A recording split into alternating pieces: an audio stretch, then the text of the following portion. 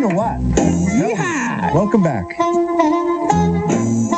That was the Allman Brothers from Stony Brook University in Long Island. Long Island? Long Island.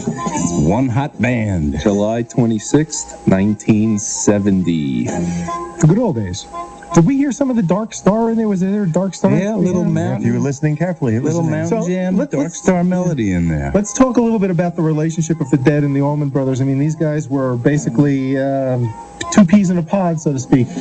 Brought together, I believe, by Bill Graham through the Fillmore. Shared the stage a lot of times together. Early 1970s, February 1970, I believe, the first time that the bands actually played together on stage.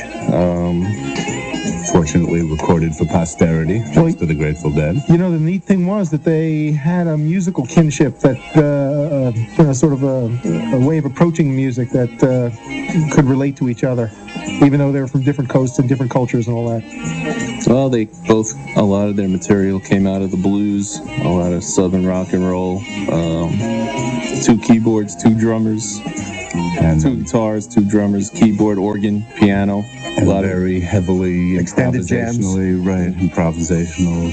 Almost probably doing right about now up at the Beacon. But right? you guys know all this stuff already. Well, I know, but we like to relate, you know? We got to relate. You know, it'd be really interesting. We, as many of you know who read Dead Bass or who own Dead Bass, May 10th, 1970, the Grateful Dead played in Atlanta, and the Allman Brothers played with them, Will the Circle Be Unbroken?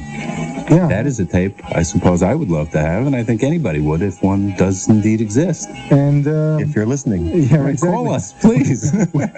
we just heard a Mountain Jam in there with a little bit of Will the Circle Be Unbroken. We'll send that out to the memory of Bill Schoenfeld. Yeah. And we got a bunch of happier shout-outs, too, you know. We have a bunch of people who have been helping us out throughout the days and weeks of the show here. Guys from Prime Cuts especially, out there on Long Island also. All right, thank you. Don and Matt and Scott and Joy. And Boomer, if you're out there, don't fall asleep. Keep the tapes going there. And we're listening to some blues here. This is the Paul Butterfield Blues Band, and there's a wonderful new compilation, a 2-CD anthology of Paul Butterfield, the Electra years, and it covers the years from 1965 all the way through 1971. And Paul Butterfield was sort of like the Miles Davis of blues, and he had all sorts of guys coming into and out of his band, including Mike Bloomfield and Elvin Bishop and Buzzy Featon and David Sanborn, and the list could go on and on, all superb players. And if you're out there in a CD buying mood, this is not a bad one to get if you're looking for blues. And let me just put in my 2 cents also. If you like the Beach Boys, and I know this is a little bit out of left field given what we're talking about tonight, but the Pet Sounds box set has such spectacular sound quality. It's a 4-CD set, and you can hear the Beach Boys vocal tracks by themselves. You can hear outtakes by, formative versions of Good Vibrations and God Only Knows and all sorts of amazing tracks. And so if you're in a spending mood and you're out there buying CDs, you might want to consider that one as well. The Beach Boys. Thanks. A pinnacle album in rock and roll history. Yeah. Heroes and Villains, if you ever read that book, they were a pretty debauched bunch of people also, the Beach Boys, contrary to their public image of squeaky clean. The fireman helmets. Yeah.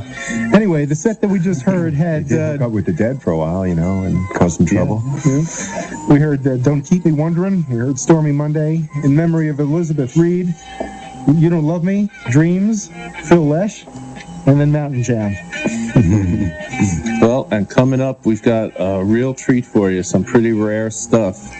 We're going to go back to 1973, July 27th to be exact, to a little farm town in upstate New York, a racetrack called Watkins, Glen. And what we have for you tonight is from the impromptu Soundcheck sets of the Friday night at Watkins Glen before the Saturday concert. The Allman Brothers performed a little 2-song sound check. Probably all of us were there, and none of us really remember. It's a treat. It's a treat. All those of you who were there out in the audience, raise your hands. I want to see them. Hands. Raise your hands. Don't call us, though.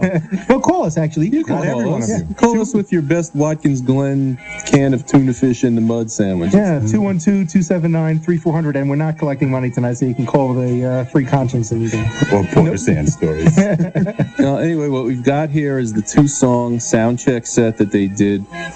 The band was also performing in that weekend. The band came out and did 3 or 4 songs, pieces of songs and a little instrumental cut. Then the Allmans came out. They did 2 songs, which we're going to hear now. And then the Dead came out, and of course, getting carried away, they played for an hour and a half on Friday night. Well, that was short for them. It was a sound check, you It know? was the sound check. I remember a wonderful wharf rat. Yeah, the tape of that show circulates pretty widely. But this one doesn't. But this one doesn't. And there is one slight problem on there for you tape completists. The very, very end of Ramblin' Man gets clipped. Maybe the last 10, 15 seconds, possibly. But then it goes right into... And then we've got One Way Out right after that. Who knows why it's clipped, you know, maybe, the guy dropped his beer on the switch or something. Right. Or, Kicked over you the know, player, man. And that could have been it, you know. Or maybe it was that guy parachuting down that landed on the soundboard. You never know, you know. All right. With the flare. So anyway, that's what's coming up next. So we'll do that. And this is Morning Dew. We got Eggs, we got Gary, we got Stu and Don, and we're here till midnight tonight. Hafte Selassie will follow at midnight. We've got lots of music for you coming up. We have the sound check from Watkins Glen. And following that, more Allman Brothers till midnight. So we hope you'll stay with us. hey, Lance, are you listening out there, Lance? Yes. Lance is Allman always Brothers listening. Roundtable here tonight. Yes, indeed. Special treat. Hey, listen, if you folks haven't been up to the Beacon Theater, the Allman You only Brothers... got one more night to get Well, there. listen- Unless you're there now. It's smoking, I'll tell you. Yeah, and if you're just... No, I guess the folks aren't just getting out quite yet.